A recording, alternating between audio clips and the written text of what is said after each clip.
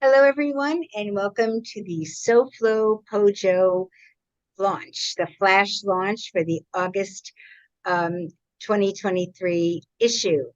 And we have a great group of readers for tonight. Um, Michael McInerney is doing the technical. He's our editor in chief, and he's the technical wizard tonight. And so we will get started. I'm going to just break the ice as I always like to do um, with a little piece from this is from Quick Fiction. Quick Fiction, I don't know if you can see that, was this really great journal in about, I'm not sure when they stopped, but they were up for a few years. I never got in it. I was always like, oh, I got to get in there, got to get in there, but I never did. And so, oh, whoa.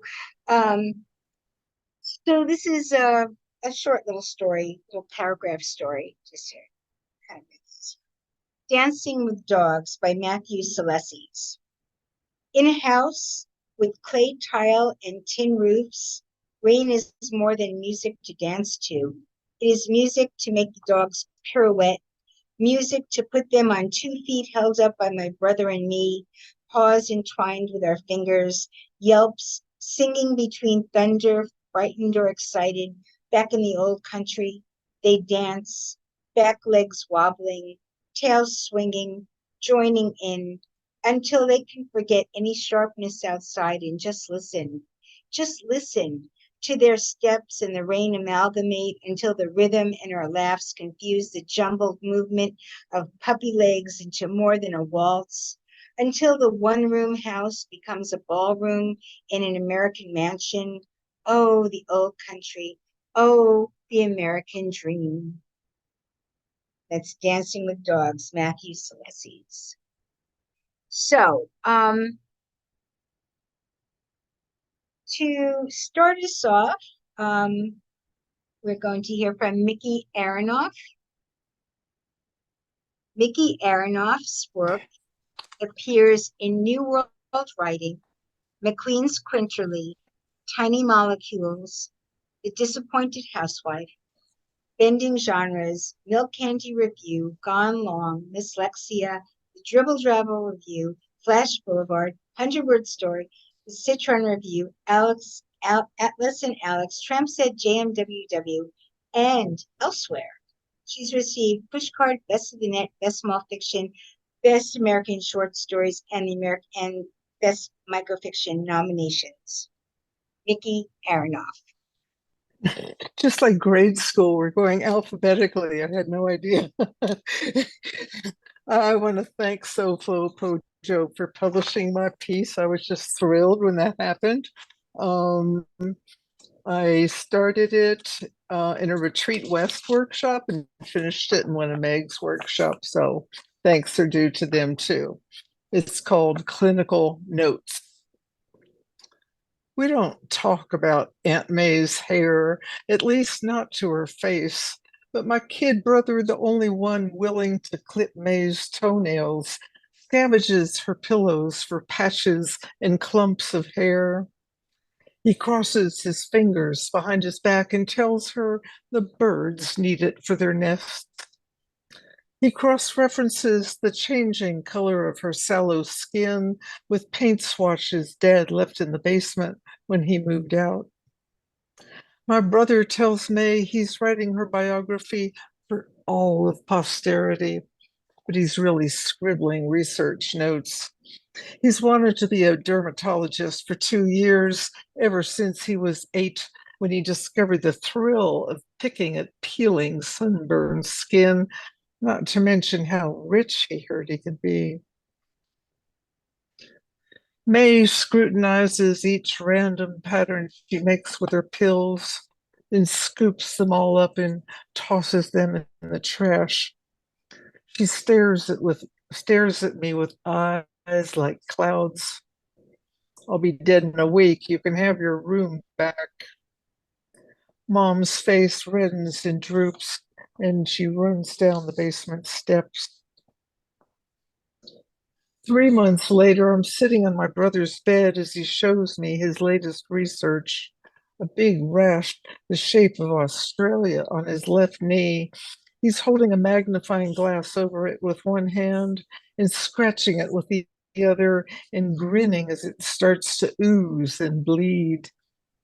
I look away, notice a cigar box with a wisp of dry hair sticking out of it on his desk. I reach over, lift the lid. Inside are scraps of notched cardboard, each with hair wound round it and pencil marked with a date. I tilt the box to get a better look, and toenail clippings drop out. My brother looks up at me and nods. For a moment, his fingers seem to wander through the stick and slick of May's bald head. My first patient, he says, scratching harder and harder and harder. The end. The next one is really short. The title is half as long as the piece. It was published in the offing and came out of one of Meg's workshops. Every winter evening before bath time, Mama tweezed the lint from my belly button and saved it in a jelly jar with the label marked spring. It's for the nesting robins, she'd warble, picking at the hollow where the soft cord that once bound us used to be. Then she counted my toes and chirped me to sleep. Today, gathering bottles, baubles, and boxes for the estate sale, wing breeze and bird song sweep sorrow to the street. Thank you. Thank you so much, Mickey Aronoff. And that was wonderful. And feel free to like put your comments in the chat, when people are reading. And after you've read, make sure to look at them, because I know you can't read them while you're reading, but it's nice to read them. I've put the reading order list in the chat. And a lot of people aren't here. That's, why I'm only going to read parts of it. But thank you also. Thank you, Michael. I appreciate that. Mickey, so it's like just basically every other person's not actually here. So, but just so you know, it's good to know where you're going to be reading. So next, I'm going to be reading a piece from Tommy Dean, just the first paragraph. I like to read all the pieces usually because, I chose all the stories because I like them, and I know that events come up that you can't always be here. So, but as I said, the stories in this issue are a little bit on the longer side. So I'm just going to be reading little pieces of the stories. Tommy Dean is the author of 2 flash fiction chapbooks and a full flash collection, Hollows. He lives in Indiana, where he currently is editor at Fractured Lit, an Uncharted magazine. He's a recipient of the 2019 Leskow Prize in Short Fiction. His writing can be found in Best Microfiction 2019, 20, 2023, Best Small Fictions 2019 and 22, Monkey Bicycle, and elsewhere. Find him at TommyDeanWriter.com and on Twitter, as long as people are still there, at Tommy Dean Writer. I'm still on Twitter. It's okay. I'm going down with the ship, I think. Okay, so this is just the first paragraph, and you can read the rest on, in the issue. Look at us. Once a year, we practice breaking up at a fountain across from the library. After 28 years of marriage, we know how to get under each other's skin. I always start by taking off my ring, giving it a spin like a quarter across the microflecked concrete table, the gush of water, and the trill of birdsong that makes me feel like we're living in a simulation. The light catches on tiny diamonds, one missing like a tooth that fell out of a kid's mouth, never replaced. Our kids live across the states, Missouri, Nevada, keeping them from traveling north. Use use snow and ice as an excuse, even in the middle of August. Eric says we should move. It's a big line of his in this game we're playing. Do you remember? Do you always have to start this way? He stops the ring in the middle, watches it wobble. Just tell me why you're unhappy. It's Tommy Dean. And like I said, you can read the rest in the issue. That's a really good beginning. Okay, next, we're going to hear from Brett Ebel. Brett Beagle is the author of 48 Blitz, Split Lip Press 2020, a collection of flash fiction set in Nebraska. He has two forthcoming collections in Winter Dance Party, Alternating Currents 2023, and Gridlock Cornerstone 2024. His reader's companion to Thomas Pynchon's Mason and Dixon will be released by University of Georgia Press in 2024. Brett Beagle.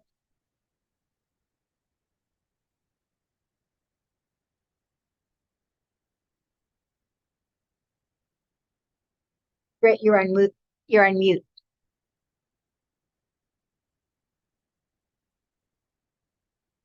Did we lose Brett? I see him right there. Oh, he. I think he fell off and came back. This is so real.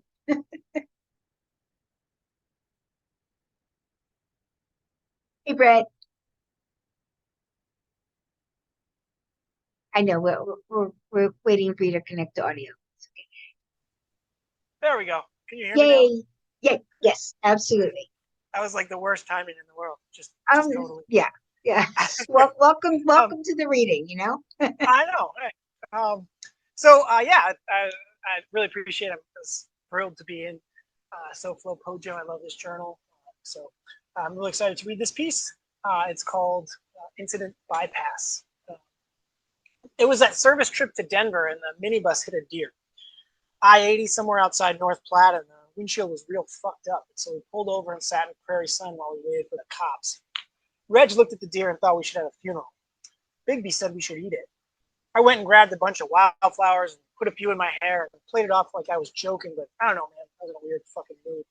Somebody grabbed a football. We threw it around for a while, cars honking. The deer was a defender, and I remember red footprints tracing down and out some post patterns, and also Luke sitting there with his elbows on his knees. Luke was late 20s, thinking about the monastic life. He'd been driving, and we asked him how fast he was going. Speed limit's 75, he said. Yeah, but how fast were you going? We scanned the sky for hawks. A few of them were circling. We talked about all kinds of shit that day, played cards. Reg was dating Bigby's ex, and they were okay with it. They laughed. We still send each other pictures of roadkill and sometimes food or maybe our kids. We like to tell jokes about how that tow truck guy had a voice like a box of American bullfrogs, and he showed up with his big old Bowie knife and a shit-eating grin. Now or never, boys, was what he said. If you want to grab a couple souvenirs. We didn't, probably because he scared us. Maybe the whole thing scared us, or maybe we figured we didn't need help to remember the way the carcass kept staring. Its black eyes, real glossy. Something in its face that looked like a hotel hallway, and we looked around and had one of the moments of collective consciousness. We said we'd keep it all close. We'd let some things lie, and then bury a few photos we'd never disturb. That's the end of that story. I have one more real short one from a brand new book that I would feel obligated to show. So here it is. You can order it if you want. This is a really short piece. It's called Goodwood. Goodwood. Our neighbors got foreclosed, and the bank never came by, and so we watched the house falling down, weeds growing up. It looked like one of them barns out in the country where it's all still standing, but only just, and you can imagine bats and raccoons and whatever. And I asked Will if he wanted to go over there and mow on account of the aesthetics and all, but there was nothing in it. No compensation. Property values were good and tanked, and to tell you the truth, I agreed with him. And one night we broke in there. It smelled like dog food.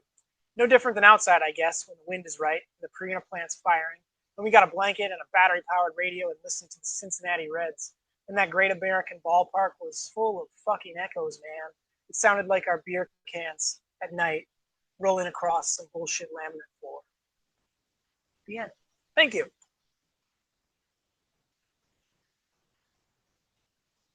Awesome. Brett Beeble. Thank you so much, Brett. That was wonderful, both stories. And please, readers, please feel free to put any kind of links in the chat, where to buy your books. We welcome that for sure. And, where we could follow you, your Twitter handle, your website, anything at all you'd like to put in there. Thank you so much. Next, I'm going to read for Jamie Wilson, just a little bit of their story. Jamie is a poet and fiction writer based in Atlantic Beach, Florida, where she lives with her children, Ichiro and Mary Alice. She's a graduate of Sarah Lawrence College, where she studied poetry with Thomas Lux. Honors include the Lipkin Poetry Prize, a fellowship at the Atlantic Center for the Arts, and a 2022-23 grant from the Community Foundation's Black Artists Endowment. Okay, so I'll read a couple of paragraphs of this because they're short paragraphs. Fish Cat. So that title got me right away. I love that title, Fish Cat. Gus had spent all night in his little boat hooking flounder. He was exhausted, but enjoying the sun snaking above the horizon. The intercoastal flounder lay iced and twitching in assorted coolers as Gus nursed a small fire into existence. The tiny Weber grill was rusted out and tipping to one side, but it would still cook a flounder, which would make for a nice breakfast before he had to take the other fish to the market. When the coals were blazing, Gus extracted himself from his lawn chair and stepped inside his trailer. As he opened the screen door, he saw a fish cat slide into his yard. Don't even think about it, Fish Cat, he yelled. I'm coming right back. And that's Fish Cat. I'm going to leave you right there. Jamie Wilson. And again, the story is in the issue. Okay, next we have Melissa Yanis Brownlee, and I hope I pronounced that correctly. You can correct me if I didn't. Yeah, it's the L. It's an L sound. It's from the Philippines, not. Oh, okay. Melissa Lanis. Lannis Brownlee, yeah. Lannis Brownlee, thank you. She, her, and a native Hawaiian writer living in Japan has work published or forthcoming in the Rumpus, Fractured Lit, Flash Frog, Gigantic Sequence, Cream City Review, Indiana Review, and Craft. She is in Best Small Fictions, Best Microfiction, and Wiggly Top 50. Read Hard Skin, which is wonderful. I read that by the pool last year. From Juventude Press, and Kahi and Lua from Alien Buddha. I am so butchering these names. Sorry. All right. She tweets at Lumchampa and talks story at melissasbrownlee.com. And please feel free to put all of that in the chat, Melissa, because I just did you so dirty. And I'm sorry. I'm pretty sure everyone here knows me, so it's okay. Thank you, everyone, for showing up. Melissa Brownlee. Thank you, Francine. So yeah, I'm really happy to be in SoFloPoJo. I've tried a few times, so it was really great for this piece to be in there. So I'm going to read Fantasy Island. I do understand that it's kind of, if you've read it, what's going on in Maui. I still want to read the story, even though it's, but anyway, I'm just going to go ahead and read it. And then I have a second piece that I'm going to read. Okay. Fantasy Island. Tomorrow, we will sip pina coladas at the counter of our tiki bar, built in our backyard during the pandemic, our dreams of island getaways dashed against jagged reefs. We will open a swirl of pink, purple, yellow paper umbrellas and pin maraschino cherries, canned pineapple chunks, plunge them in foamy creme de coconut. We will festoon ourselves in fabric leis ordered from Amazon as Star Trek tiki cups stare at us from shelves, cork tiki judging our meager rum selection. We will smile and laugh, pretend we are having a good time, the sprinklers rainbowing our dying grass. We will joke about roasting a pig, an apple bright in its mouth, knowing full well we'd never eat anything with a head attached, including fish. We will float dark rum on our Mai Tais, purple orchids bought from the floors for that extra bougie touch, and drunkenly clink our perspiring glasses. We will watch our orchids fall, ignoring the sunset, their alcohol and juice-soaked petals plopping and splashing at our sandaled feet. We will light the tiki torches with fumbling hands, the fourth cocktail, a salty margarita warming our faces. We will burn our fingers and yell, our flailing arms hitting the lit torch, knocking it over, flaming lamp oil pooling. We will watch it flow, a tiny stream of fire finding its way. We will not stop it as it catches the edges of the grass we painstakingly staple to the frame of our tiki bar. We will watch as our fantasies turn to ash. Thank you. So the next piece I'd like to read was published in Flash Frog, and it's called "And Nothing Else to Do." You like go cruise? Our boyfriends ask us on a Friday night, their heavy voices weighing down the cordless phone in our hands. We can meet everyone at the Second Save parking lot, Mumbai, drink some steinies. I even get some wine coolers for you. Their dark molasses voices oozing through the ether. Like every other night, we are sweetened and plumped, convinced to endlessly circle our little town, the lights of shops, restaurants, hotels sparkling the strip of Ali'i Drive, windows down, the cool sea breeze salt-filled saturating our skin in time to the base, kicking our bony depths from the trunk of their souped-up Japanese imports. They pick us up, their cars shining under the sodium glow of the streetlight. Our skirts are short, our midriff showing, hair long and curly, eyes lined, lashes full, ready for a night on a town much bigger than this one. A steady beat reaches our toes and travels up our spines. You want honey tonight. They say this every time.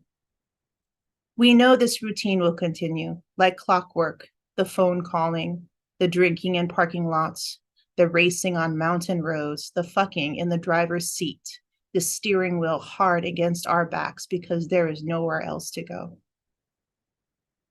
Thank you, everyone. That was beautiful, Melissa. Wow. Okay, as Melissa Lannis Brownlee. Did I get that right? Okay. So the next three readers are actually not here. They meant to be here. Actually, everyone meant to be here. They just had things come up. So I'll read for them. Jenny Stalter is a writer and former private chef. Her fiction can be found online in print or forthcoming in Longleaf Review, Moon City Review, Type House Literary Magazine, X-Ray Literary Magazine, and other wonderful publications. Her work has been nominated for the Pushcart Prize, Best of the Net, Best Microfiction, and Best American Short Stories. This is actually the whole story. It's just a paragraph, so I'll read the whole thing. At your funeral, I pretend I'm like Jesus. You're lying there dead. Sunbeams crisscross, landing smooth like paint on wooden casket. Mourners whispering, I cut your hand, my hand, hold them together like blood brothers. You wake up. Everyone drinks wine and dances how living things dance. You dance hardest. Your heart a drum. Dry my cheeks. Jenny Stalter. Next is, I can also read the whole thing because it's just a few paragraphs. This is from Phoebe Jewell. Phoebe Jewell's Flash appears in numerous journals, most recently Milk Candy Review, Pithead Chapel, Flash Boulevard, Drunk Monkeys, Your Impossible Voice, and The Wild Word. A teacher at Seattle Central College, when she's not writing, she can be found laughing with her wife or hitting a heavy bag at her boxing gym. Read her at phoebejewelwrites.com. And I love hearing all these journals that people are published in, because it's like this. We can submit there too. It's good to sort of stalk people like that.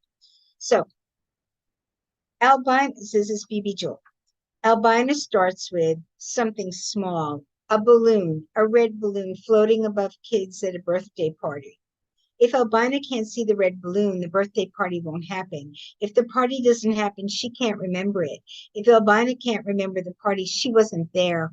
If Albina wasn't there, she didn't run, didn't hide, didn't see metal explode flesh. If Albina wasn't there, she can't tell the woman in the uniform about the gun, the flash, the screams. If Albina can't scream, the woman can't ask any more questions. If the woman doesn't ask any more questions, Albina can go home and everything will be like it was before the party. If Albina can go home, the morning will start over. Albina will hold the balloon, filling it with air from her lungs. The balloon will grow big, so tight it might pop, but Albina will know when to stop in time. Phoebe Jewel. And the last piece that I'll read in this little section is from Cass, and that's her whole name, Cass. Cass is a Midwestern experimental poet and artist with publications in Chiron Review, Michigan Quarterly, Cincinnati Review, Spillway, Diode Poetry, Harpy Hybrid, 5 Points, Spoon River, Flash Boulevard, SoFloPoJo, Gone Lawn, Bending Genres, Best Small Fictions 21, Get Bent, and many others. They have work forthcoming in Moon Park Review, Sage Cigarettes magazines, and Permafrost magazine. Find links to their work and lots of visuals at cas-works.com. So I'll just read the first page that I have here. Backyard passages. I have outgrown things as one done, and Barry, my youngest cousin, is the lucky recipient of the Hot Wheels action figures and all the released things in my collections. Today, it's the Daisy, pristine in bronze cold, exhumed from my closet. I've spent endless hours shooting out back, always cans because I can't afford one of those fancy paper targets. And I try to collect the BBs to reuse, but it's pretty hopeless. I'm not a bad shot when I remember to sight with my good eye, not the nearsighted one. Once it kicked back and smacked my chin, no serious harm done. I'm happy to gift him. Like us, he has so little. I hand him the gun after showing him how to use it along with a dirty yellow cardboard tube of BBs. I leave him outside and go indoors to read when I hear them whooping. Through the dusty screen, I see Jerry, Mike, and my grandfather slapping Barry on the back. And you can read the rest in the issue, and that's Cass. Okay. Next, we're going to hear from David Luntz.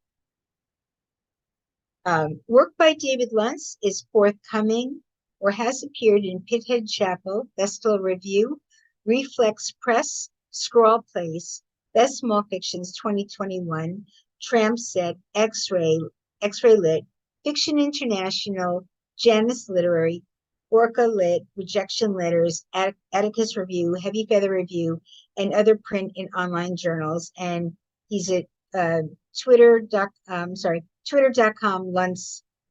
Luntz_David. David Luntz. Hi, can everyone hear? Yes. Oh, great. So I have 2 short ones. I'll read the SoFloPo, and thanks so much for having me. It's great to see people. I guess it's no longer Twitter now. Regrettably, it's something else, but we can all bask in nostalgia. So this is the 2 I have are 1-sentence pieces. I kind of got into writing 1-sentence flashes or micros. So this is probably the longest title I ever have written. a letter to my first lover who dumped me 20 years ago that I'm thinking of sending, but probably won't. Hey there. Yeah, it's me. Massively awkward after all this time, I know. But I was thinking about when we got caught in that storm coming down the mountain pass, our teeth chattering so hard, it was impossible they didn't crack. And something passed between us, some sinew binding us that could never be cut, even after you said it had been a mistake and you'd gotten rid of it. And anyway, I've wanted to tell you something for a while now. But now that I finally got the words, I don't have the feelings. Well, that's not exactly right. I have the whole of those feelings, the space of their absence. And maybe it's that hole I'm trying to fill. Or maybe it's those feelings I want back. Because that's when I felt most alive. Not just when we were together, but afterwards too. When I was lying fetal in the corner and then belly crawling to the toilet to throw up because I missed you so bad. But look, I'm not writing to tell you everything sucks because it doesn't. In fact, things are fine. I got a nice house, 2 kids going off to college. But why should you care? I mean, I don't know shit about your life. And honestly, I'm not interested in getting coffee, catching up, and seeing if you let yourself go. It's just that after you left, I kept having these dreams about you, whose remains were everywhere, spotting the floors, hanging on the clothesline, smelling like lilac, whispering up and down the walls.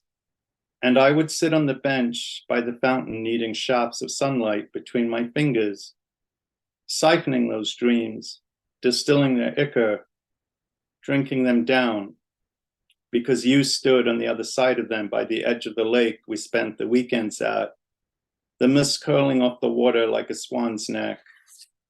But back then, I didn't tell you how my insides were a beehive, or about the rock on our patio whose crack I filled the day after you left. So I just wanted you to know, I took that rock with me to my new home and planted lilacs around it.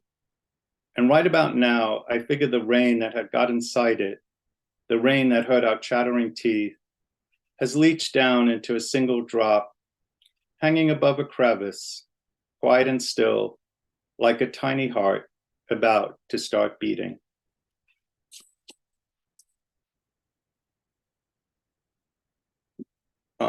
Is it time to do another one, or are we?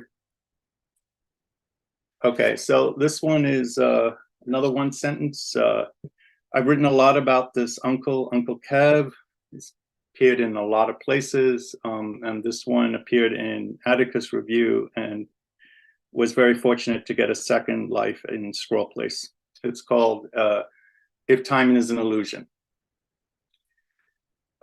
If time is an illusion, then you can paint tomorrow any color you want, Uncle Kev tells me while in Chartres, circa 2004, while walking below the flying buttresses and stained glass windows of the cathedral, when he points to the tolling bronze bells and says, "Watch first the sounds of light shimmering off them, then listen to the screams frozen into the stained glass, and you will see the hairline cracks spreading through the colors, each filament an echo of pain, loss, and regret. And I do my best, but hear and see nothing there. But with Uncle Kev, it's always a toss-up, whether he's being serious or fucking with me. And anyway, now we're passing by a window that depicts the binding of Isaac. But maybe this was at the Basilica of San Vitale. It was so long ago. And I remember him saying how Isaac got his name, Itzhak, which means from the laughter, because Sarah, his mother, was 90 when God told her she would have a son. And yeah, sure, I can hear Sarah's disbelieving cackle at God's news. But apart from that, I'm not sure why Uncle Kev has brought me here, other than his obsession with educating my woeful teen ignorance, because he knows I tune him out most of the time. which is when I remember him saying how the Dark Ages weren't that dark, because this medieval cathedral and others like it rivaled the engineering feats of the Egyptian pyramids and Roman aqueducts, which were built too without advanced mathematics and physics. And I'm not sure if he's making some kind of oblique point or strained metaphor about how sometimes timeless things get made without knowledge of the underlying languages that make their existence possible. Because of Uncle Kev, it's always a toss-up. But that's not what concerns me, because I sense it was really wonderment and faith that created this semi-levitating, heaven-arching thing, which makes me feel all the shittier because I can't connect to that lost world. And I know this is what Uncle Kev wants me to feel, that connection. And to make things worse, not much later, when I find him in the tub, his pale wrists like wisps of coral dangling in a pink scarf, the bathroom's frosted glass window crowning late summer sunlight, rainbow shards above his sunken head. I have no prism to pass that broken light through and make it whole again, or any other way to bring Uncle Kev back, which if I'd known was going to happen that day at Chart, I would have stood below that stained glass window for as long as it took, until the glass exploded and the scream Uncle Kev wanted me so badly to hear would have carried us back to that world where it was first howled. Thanks. Wonderful, David Luntz. And you say those were both one sentence stories, right? Yeah. I love that. I love that. I love reading a story and then realizing that that was one sentence, you know, it's very, very run on, but thank you. But it's really, you know, a lot of times it's like how you think, you know, like you're thinking and you just like kind of, you know, it's like stream of consciousness, but it's really very crafted, actually. So very nice. Thank you so much, David. Thank you for joining us. Oh. Okay. And as far as, you know, we have time, you know, we're not like I'm here in New York City, and usually in-person readings take place at bars. And they're usually in that slot before the music acts come in, you know, where they make the real money because they don't make any money from poets. The poets and the flash fiction writers really don't want to. I know, anyway. And they make their real money from the people coming to hear rock bands. And so, you know, there's always that, you know, time crunch, you know, got to be out by 8 o'clock or whatever. But Zoom, the beauty of Zoom, you know, is like, you know, it's just more of our attention span, right? That's what we have to watch out for. So anyway, so I'm going to read now for Craig Fishbane, who I've actually met in person. I've actually gone to readings here in New York City with him. He's the author of the short fiction collection On the Proper Role of Desire. His work has also appeared in the New York Quarterly, The Fabulist, Hobart, The MacGuffin, Lunch Ticket, New World Writing, Fiction Kitchen, Berlin, and The Nervous Breakdown. And I'll just read, well, maybe I'll just read the whole thing because it's really not that long. Instagram. Until my aunt started taking pictures for her social media feed, I didn't have a problem with her bringing Butch to the cemetery.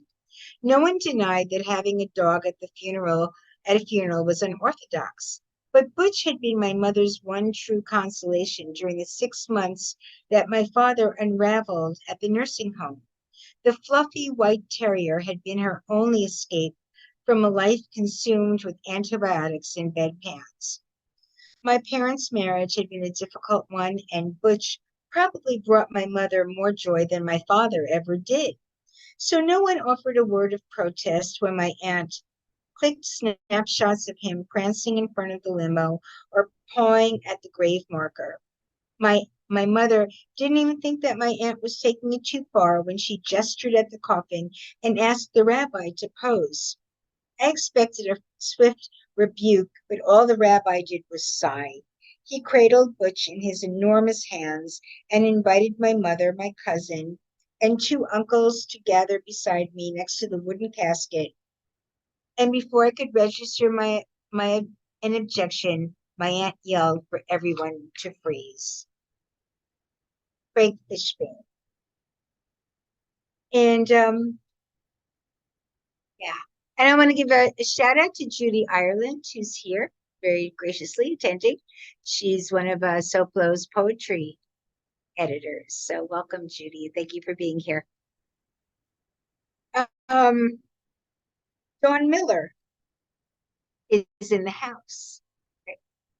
Dawn Miller's writing appears or is forthcoming in The Forge, the Cincinnati Review, Smoke Long Quarterly, Room, Stanchion, Fictive Dream, Brink, Cleaver Magazine, and Fractured Lit, among many others. She lives and writes in Picton, Ontario, Canada. Dawn Miller. Thanks very much. I was really thrilled to get this piece in the journal. Thanks so much, Francine. It was a real thrill.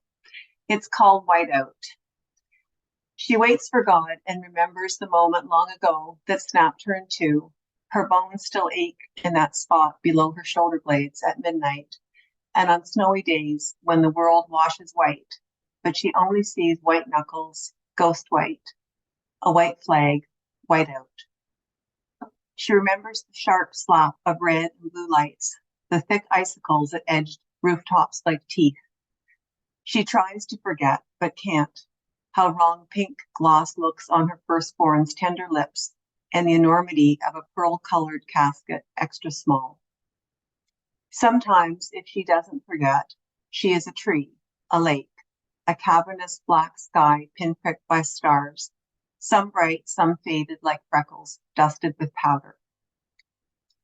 All her life they clucked at her strength. Others with less faith would have crumpled, they said. But they don't understand. She would have given in to dark thoughts and sleepless nights, but there was another mouth of need. It's astonishing what a woman can accomplish when cleaved in two. A miracle what weight can be lifted with marrowless bones. Some whisper she got over the loss, tucked it away like a pressed pink dress slipped into a drawer.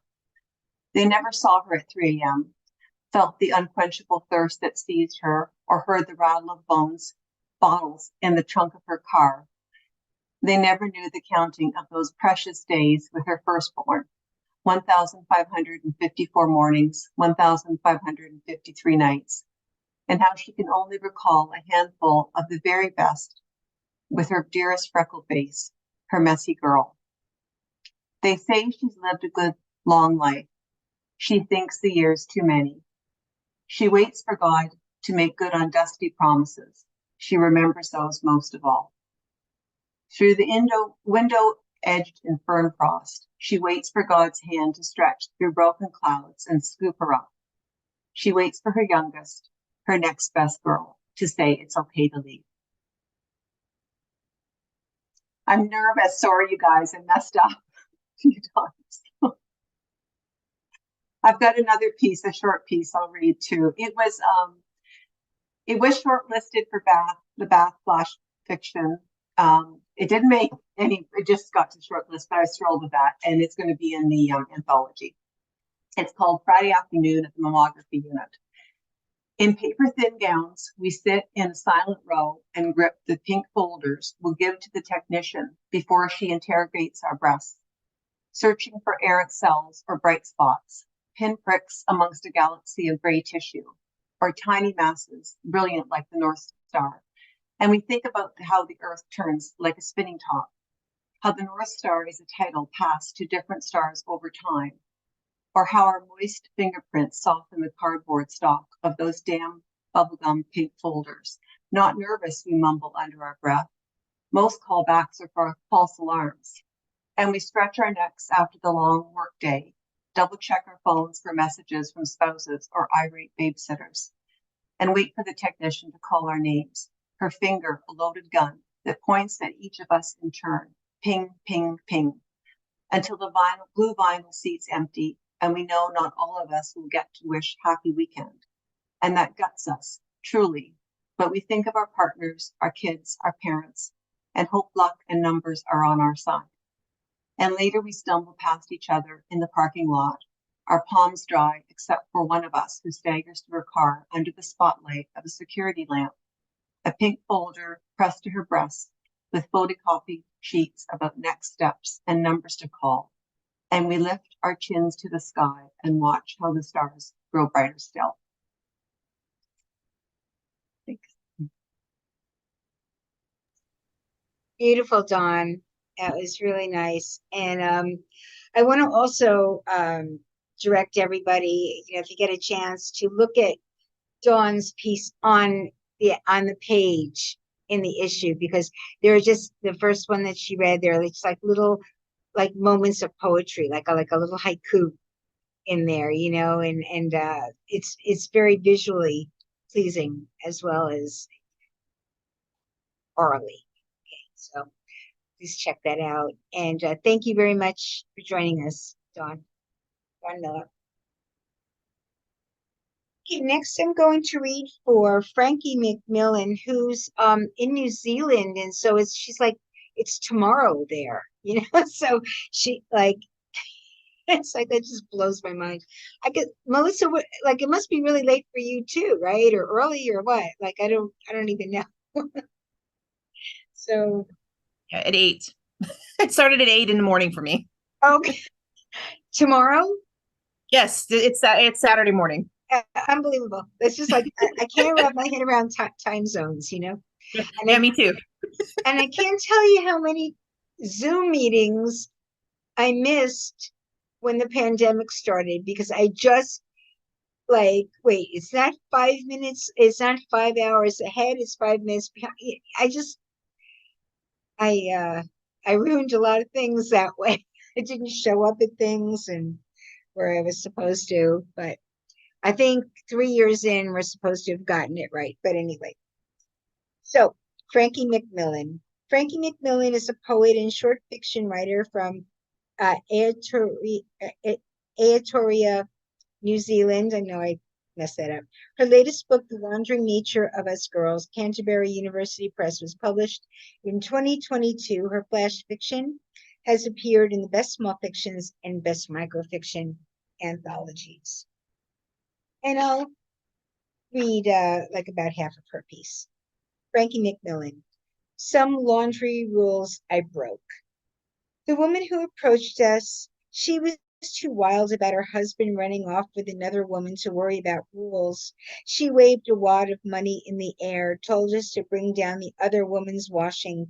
Bring it all down off the line, girls. And we peered through the fence and saw the line of washing flapping behind the trampoline, and we said, give us the money first.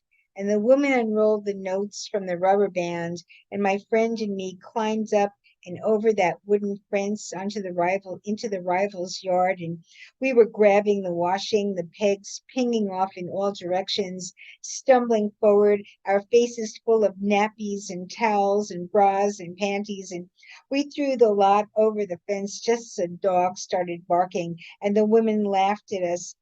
The woman laughed as she hauled it all away into a waiting car. Serves the bitch right, she said, and that got us laughing as we cleared the street and later in our caravan, eating a feast of fried pork chops and noodles. Juice dripping off our chin, we mimicked the woman, serves the bitch right, and later again said the woman was in the right, and we kept on saying that, and I kept on believing it until I remembered my nanny. And there I was, a kid standing in her backyard by her washing line, the hills shining with tussock, and her handing me a peg and telling me the right way to peg a shirt, just under the arms where the pucker won't show, and then handing me a pair of socks, always by the toe so the ankle doesn't stretch, and always the panties in the middle of the line so the man next door doesn't see them, and always, she said, ruffling my hair, always bring the pegs inside. Don't ever let them stay outside to go bad in the rain. I got a little carried away there and I read the whole thing. It's just so easy to read that. It's Frankie McMillan. Okay. next to people that are here. Dave Nash. Dave Nash listens to jazz sampled by hip hop hits while he types. That's pretty cool. Dave is the nonfiction editor at 5 South magazine, one of my favorites, really. Love 5 South. And he typed words that can be found in places like Jake, Atlantic Northeast, Midwestern Heat, Roy Fenant Press, and Boats Across the Current. You can follow him at Dave Nash Lit 1. Dave Nash. Sure. Thanks for having me, Francine. And it was a big thrill for me too, because I remember last year, I think I went to the poetry reading. We had one of my fellow readers from 5 South, and she gave a reading. It was incredible. So it was great to be here. And also, I recognize a bunch of people in this issue. We've also published at 5 South, so it's wonderful company. And then, so this first piece appeared in that I'm going to read it appeared in the August issue, and is definitely influenced by hip hop in terms of the cadences and all that. That's called The Sound of Music. Dewdrops shimmered to the sound of Sunday morning coming down to the town of Hamlin. The sing-song of the dawn registered for the sober who beheld the bold piper back just like he swore. But what was he here for? The itinerant minstrel wore a blue and gray checkered shirt under a flowing coat, red and orange. No doubt he had a youth that was foreign. So naive, so the mayor supposed. But imagine a child who never saw death, never saw lies unravel, never saw rage in a father's face. Now suppose how that child would speak, high in pitch, rapid in rhythm, excited in movement, joyous in theme. His melody moved Hannah and Juliet, who followed freed of the weight of unsupported expectations. The cockcrow chorus picked up a procession with sisters holding hands. They were waltzing in the forms they'd been taught, then they shed those structures to match the tune's movement and the theme's progression. The Pied Piper inspired them to dismantle their memories of their mothers and brothers who they lost to the plague, freeing their empathies like beating swords into plowshares, leaving yesterday's despondencies for tomorrow's expectancies. His new notes plucked all the youth, all who had not imbibed from the adults, who, if believed, were in church during this parade of sorts down the Osterstrasse. But we know how the wicked clothe their faults with the threads of righteousness. Motley youths marched towards possibility and fine order, but they had to stop when their path met the wide water. Hannah inferred that they could not return, nor could they cross, for its currents coursed virulent. That's what stalled their exodus. Downstream led to cities that prevented the pestilence and would not welcome them with pleasantness. Upstream led to the forest brooding malevolence, and they were townsfolk, weaponless. The shimmer spoke to Hannah as she placed her hand on Piper's back.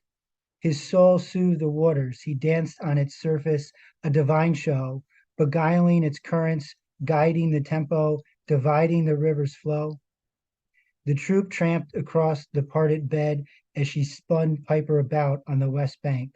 She could not leave even a few, for it was written, "Those whom you gave me I have kept, and none is lost but one." That's when she saw Juliet halting halfway, and Hannah searched in her sister's eyes and knew. Piper played at Hannah's direction now, turning west, and like the river, resumed the quest. Okay. And then this is another one I'm going to read. It's called Gravity and Other Forces. Last night you spooked me between the electric carousel and the fried dough funnel cake stand. I saw you walking towards me. In your arms, another lover moving with you through the midway. All the neon yellows and blues and pinks rose up from my belly to my throat. But it couldn't have been you, I thought as I navigated my son between the bobbing yellow ducks by the water gun game. You couldn't have been here on this endless summer night at this annual rite in this town where firemen hold carnivals and parents keep keys in cars. We were here, what, 18 years ago, same carnival. We said hi with our dates by our sides and got on the Gravitron. What were our dates thinking, flanking us as we were snapped in next to each other? The operator started to spin the Gravitron, slowly picking up speed, pushing us into the padded wall. Faster it spun. It tilted towards the perpendicular.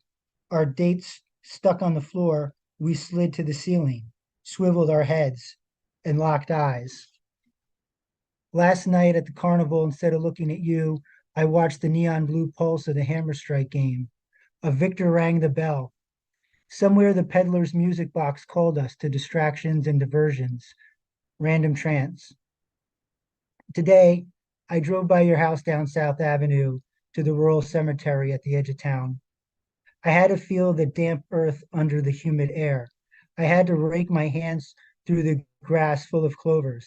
I had to breathe the scent of the hemlocks hanging back.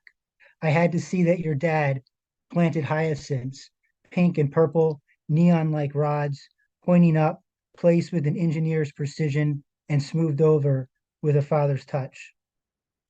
The Greeks believed the hyacinth first bloomed from the blood of a youth killed by a jealous god. But I believed nothing and knew less. I stared at your stone marker under darkening skies. I remember you caught out in the rain. Why did I stand there? I thought I loved you. Why should one choice impact a whole life? Even the hyacinth god must have known he was wrong. We were wrong about centrifugal force. It's just an apparent force. What does that even mean? I asked my son at the fair. It's not real, he said, as he counted out his roll of tickets for the next ride, like I should know things. As I stood by your grave, a blackbird flew into the nearest hemlock. The tree's flat needles stay the same green on the same plane its whole life, so it can provide protection for the bird who gazed back at me, who waited for me to leave, the bird who knew the thunder would roll and the late rain would fall.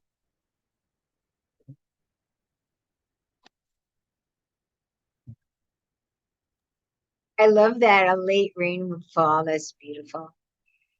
Thank you, Dave Nash. And you know that tonight is the 50th anniversary of hip hop.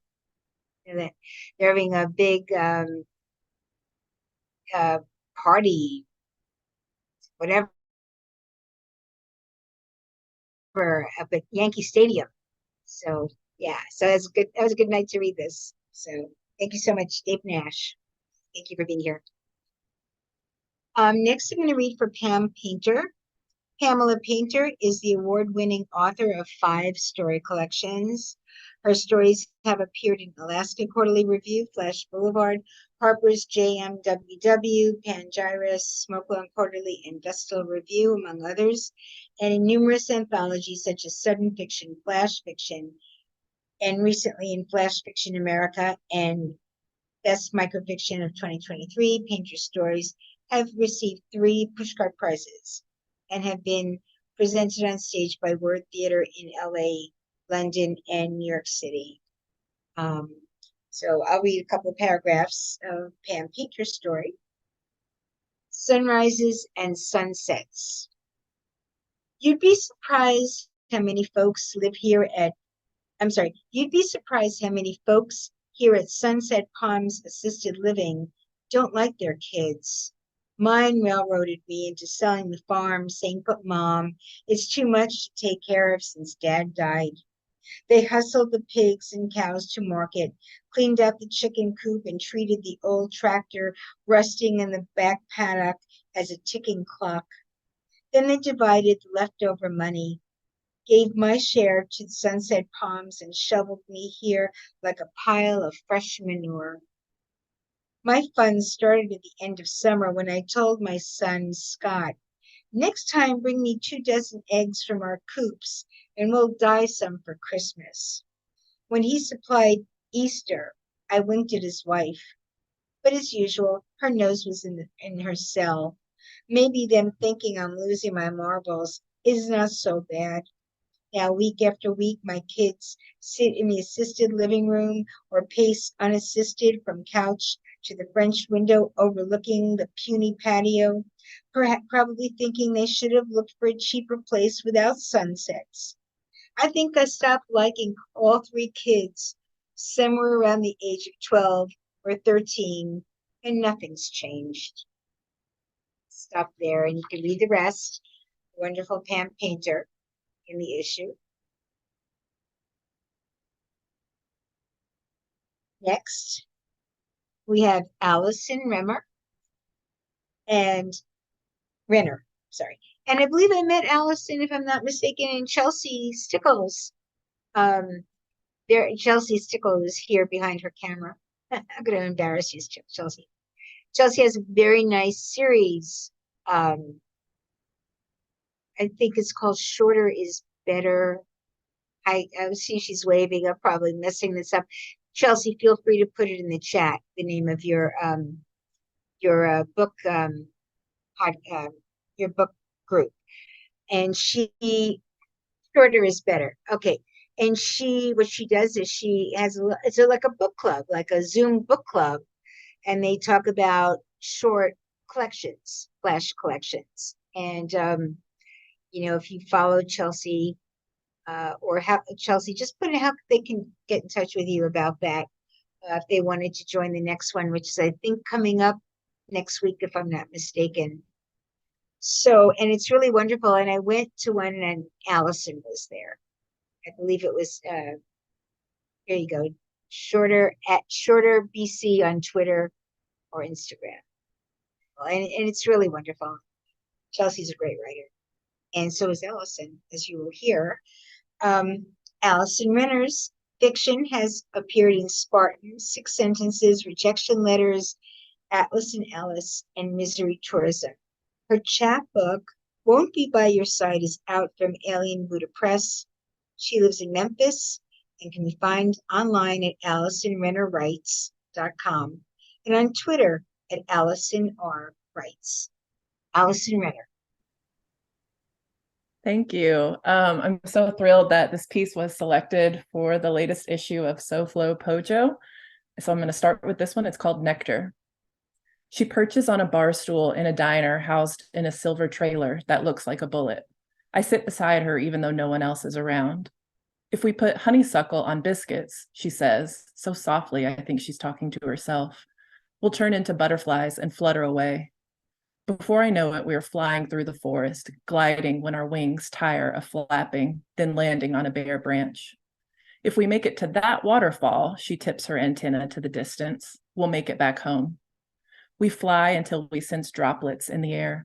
Before I know it, we are plummeting down the waterfall in barrels, floating down the lazy river below, then washing up on my doorstep. She follows me inside. If we go on a road trip, she says, we won't lose any momentum. Where do you want to go? I spread a map on the floor. She stands in a corner of the ocean, shaking her head. If we plan it in advance, we'll lose our sense of adventure. There are places I want to see, but I fold the map and leave it behind. I steer where she points because if I say no, I won't know what I'm missing. If I say yes, I open myself to her world. If we drive up this hill, she points, we'll reach the moon. I press the gas and the engine strains as we drive up, up, up through the sky.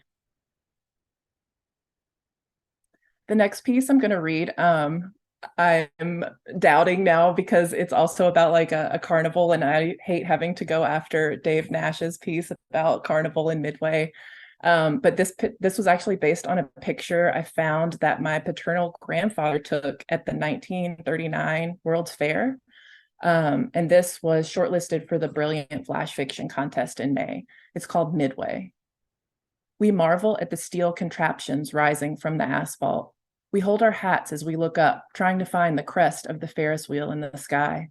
We have long since stopped hoisting our purses on our shoulders, instead letting them dangle from our fingers as if we haven't a care in the world.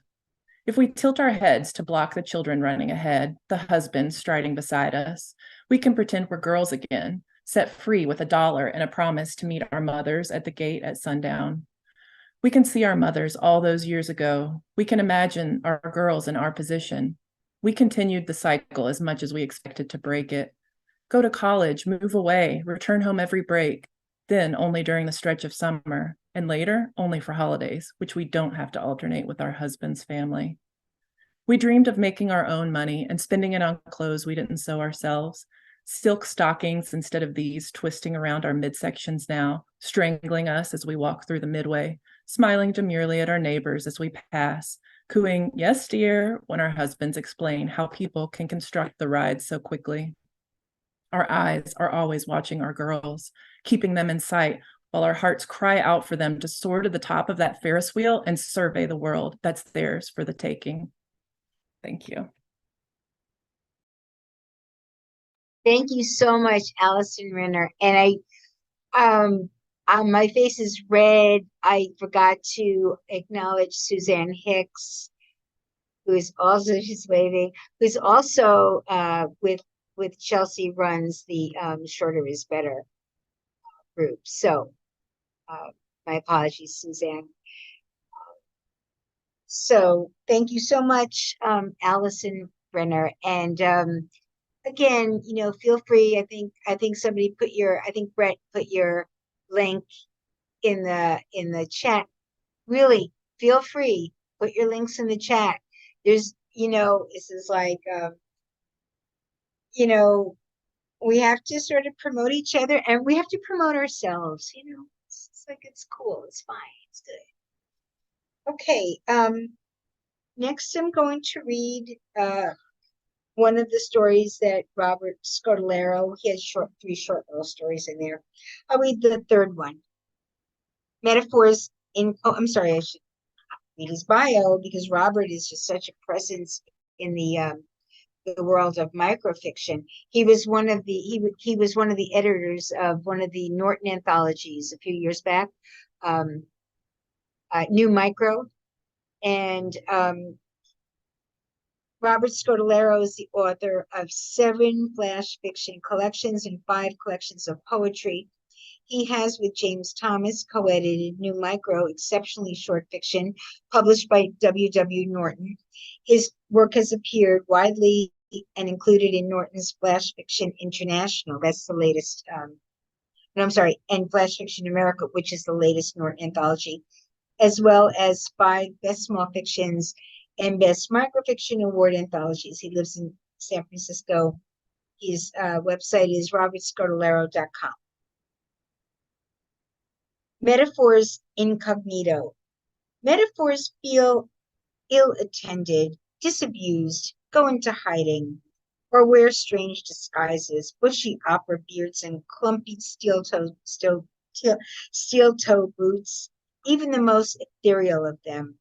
They stand by vacant storefronts in killer bee costumes, pretend not to be what they are, and discuss the world with esoteric banter. Some poets go mad, their minds spinning like dust devils in the vacuum, and count the crumbs at the bottom of their toasters with stale words on their tongues. Other poets sit in diners and mistake the tines of forks for musical instruments they cannot play. A particularly stunning metaphor drives a convertible along the coast, the wind making a horizontal freedom flag of its long wig, and will not be had at any price. At night, one metaphor says to another, "Longing is a beggar that bites," and the other replies, "Fire is fond of sharing its rubies." They titter for a moment, then slink unceremoniously into the dark maw of the woods. Robert Scodolaro. And you can read the rest on the website, in the journal. We just have 2 more people to hear from. Next is I'll be reading for Mandira Patnaik. She's the author of collections Anatomy of a Storm-Weathered Quaint Townspeople, 2022, Girls Who Don't Cry, 2023, and Where We Set Our Easel, May 2023, which I can recommend because I blurbed it.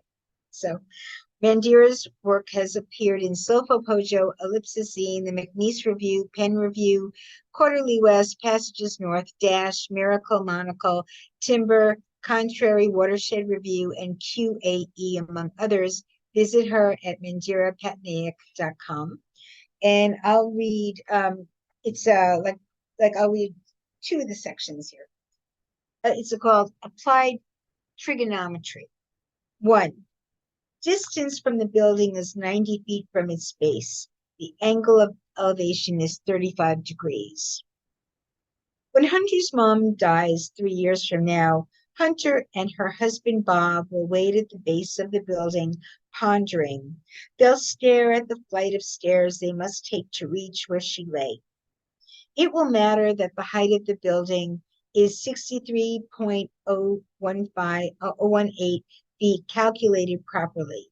It won't be Hunter's fault, the ongoing power cut and no backup, but the elevator will be closed. Hunter will fume, knowing her husband's presence is not out of grief or genuine respect, but only because he has some work in town. It will remind her of Ashes again. 2. An aeroplane is traveling at 250 miles per hour, 55 degrees to the north of east, and the wind blowing due to south at 19 miles per hour. When it's time for departure 18 months from now, if they want, they can calculate the third angle and find the right direction which the aeroplane should take. But Hunter and Bob will be busy putting their seatbelts on. Hunter will make sure Bob's fractured leg is comfortable, though it has since healed but remains a bit stiff. They'll both remember the car collision 5 months ago. There will be a complimentary announcement on the flight for the newlyweds, and strangers will clap. Bob and Hunter will kiss and acknowledge the cheer. Ashes will be at Hunter's home, helping her mother pack her belongings to get them shipped to her home in Sydney. And you can read the rest in the issue. Very intriguing though, right? That's yeah. Okay. And that's Mandira Patnaik. Last, but certainly not least, to be cliched as well, get out, is the wonderful Kim Sturtevant Rogers. Okay, Kim Sturtevant Rogers lives with her husband and 16-year-old dog Lulu in Hawaii. Her essay, Following the Albatross Home, was recognized as notable in Best American Travel Writing. Her journalism has been published in National Geographic, Audubon, and Smithsonian. And her prose in Gone Long, the Citron Review, Bending Genres, Hippocampus, and elsewhere. She was awarded residencies at Story Knife Writers Retreat in Homer, Alaska in 2016 and 2021, and Dorland Mountain Arts in Temecula, California in 2022. Find her at Kim Sturtevant Rogers. Welcome. Thank you, Francine and team, and thank you all for staying here to the very end. Appreciate it because I know it's late in some parts of the world. I'm going to read Warning, and I want to thank, I guess, Smoke Long, because that is where this story got polished. So some of you may have even been in one of my workshops and have seen it in an earlier state. Warning. My mother's latest boyfriend lives on a boat made of wax in a hollowed out harbor, its substrate cracked with mud pack. I know this boyfriend won't last a minute because his breath smells of the celery juice he juices every morning. My mother is sampling a hipster this time, after the Catholic, after the biker, after the Pilates instructor, after the widower, after the banker she fucked to give her a loan. He didn't. I like the hints of spruce and accents of black currant and smoky old leather the hipster uses to scent the boat's wax. These parts of the Pacific Northwest have shriveled like dog turds in the sun since the world flamed past the point of no return, and the light and warmth once cheered for its arrival jeers its reminder of our meltdown. Mom pretends we are still a family of 4, that boats still float. I practiced target shooting with a bow and arrow in a cemetery neighbor to the harbor that once promoted a lakeside view for the dead, its grass now shriveled to toothpicks. That spring, the rains finally return, a 500-year flood, filling water tanks and rain barrels and aquifers and racing down forgotten stream beds and rivers, and riding my mother's boyfriend's boat. I wait until Sunday morning and watch Mom row her skiff ashore, walk through the cemetery, slowing to run her finger across a pair of headstones side by side, her boots sucking mud the whole way to the church's arched open doors. She may not have liked the Catholic, but she likes Holy Cross Sacred Heart Mission. And I follow, swiping the matches she uses to light a votive candle. I aim dried twigs and leaves and dead flowers from my father's grave into the hull of the hippie's boat. At Mass, like always, I know, Mom's praying to turn back time for the day she married my father, for the epic of seasons, for the time before things went horribly bad, grounding us in this inhospitable place, making her a widow and me an only child. At night, I sleep in the cemetery. In my dream, or maybe not, at 70 miles per hour, drizzle settling on the road the way it used to, and when we all hopped in cars for weekend road trips, my father is laughing, looking at my mother who wears wispy flowers in her hair and a slim dress the color of morning dew, and my father is glancing in the rearview mirror at my little brother Sam, his first tooth coming in and drooling in his car seat next to me. And then Dad shifting his eyes to wink at me. And I pull out my bow, light the tips of my arrows and send my warnings arcing over the lake. Then in my dream, or maybe not, I'm yelling, "Look!" but no words come out. And the next piece, thank you. The next piece I'll read is actually an essay that published in Drunk Monkeys, and it's called Slip. I'm sorry for not catching you, my friend of many adventures. It was a beautiful sunny day, perfect for vacation, and the kids wanted to leap from a waterfall. You always were a mountain goat. We had our cameras, me a new digital Canon, and you an old school film variety, now ruined, trying to capture one daredevil daughter swinging from a rope and a son standing back, afraid of heights. When I looked over the cliff, your flip-flops floated beside you, turquoise bottoms facing up in the dark green water. Your beaded and sequined rubber flip-flops were the last thing I saw when you tumbled backward, falling 30 feet to the rocky shoreline. You were staring up at me, blood trickling from your nose. I could hear the rush of waterfall and people around asking, "Is she okay?" You were silent, but somehow smiling, your orange-pink lipstick smudged across one cheek. Why didn't I reach for you? Doctors tended your cuts, cracked rib, fractured foot, chipped tailbone. "I'm so sorry," I said. "I'm fine," you said. "I'm fine." After your visit was up and you limped from my house, I found your bejeweled slippers in my garage. Both tongues dislocated, yet still cupping your phantom foot. I pictured your orange-pink smile looking up at me. It never changed, not when you slipped, not even the second before you started free-falling, not when you looked at me from the rocks. I should have looked beyond the smile. If I had, would I have seen something shift in your eyes? Would I have dropped my camera and lunged for your foot? "I'm sorry," I said again, and you hugged me. The next day, when it was time to put the garbage cans by the street, I rescued your shoes, brought them back inside, and placed them on a shelf of my favorite books. Even now, long after you've healed and we've gone on more adventures, I'm sorry I didn't catch you. I'm sorry I'm not a better friend. The end.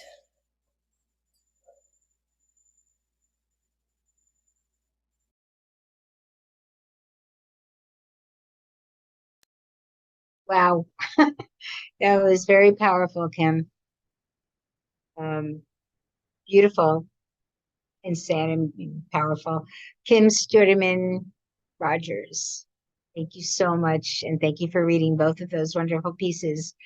I just feel like I've been just washed over with beautiful words and imagery and great storytelling, and just what a nice gathering this has been. Just your beautiful stories. I thank you so much for contributing, for submitting to SoFlo, and for being here tonight and for reading your beautiful stories.